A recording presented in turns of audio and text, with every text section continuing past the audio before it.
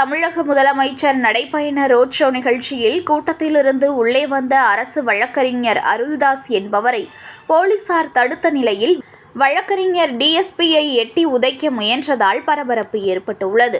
மயிலாடுதுறையில் தமிழக முதலமைச்சர் ஸ்டாலின் ரோட் ஷோ நிகழ்ச்சி மூலம் பொதுமக்களை சந்தித்து கச்சேரி சாலையில் உள்ள கட்சி அலுவலகமான புதுப்பிக்கப்பட்ட அண்ணா பகுத்தறிவு மன்றத்தில் கலைஞர் கருணாநிதியின் முழு உருவ வெண்கல சிலையை திறந்து வைத்தார்.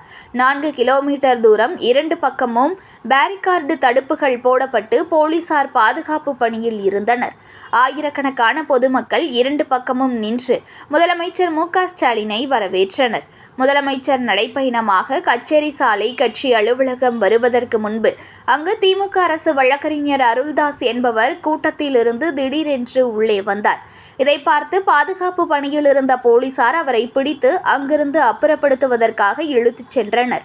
அப்போது கட்சி பொறுப்பாளர்கள் அவர் அரசு வழக்கறிஞர் என்று சொன்னதன் பெயரில் போலீசார் அருள்தாஸை விடுவித்தனர். தன்னை இழுத்துச் சென்றதால் ஆத்திரமடைந்து வாக்குவாதத்தில் ஈடுபட்ட வழக்கறிஞர் அருள்தாஸை கட்சி பொறுப்பாளர்கள் சமாதானப்படுத்தினர்.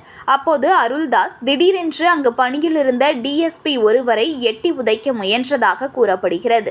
தொடர்ந்து திமுக நிர்வாகிகள் ஒரு சிலர் அரசு வழக்கறிஞரை அடித்ததாக கூறி போலீசாரிடம் வாக்குவாதத்தில் ஈடுபட்ட போது சமாதானப்படுத்தி அப்புறப்படுத்தப்பட்டனர். முதலமைச்சர் வரும் சமயத்தில் நடந்த இந்த சம்பவம் பரபரப்பை ஏற்படுத்தியுள்ளது.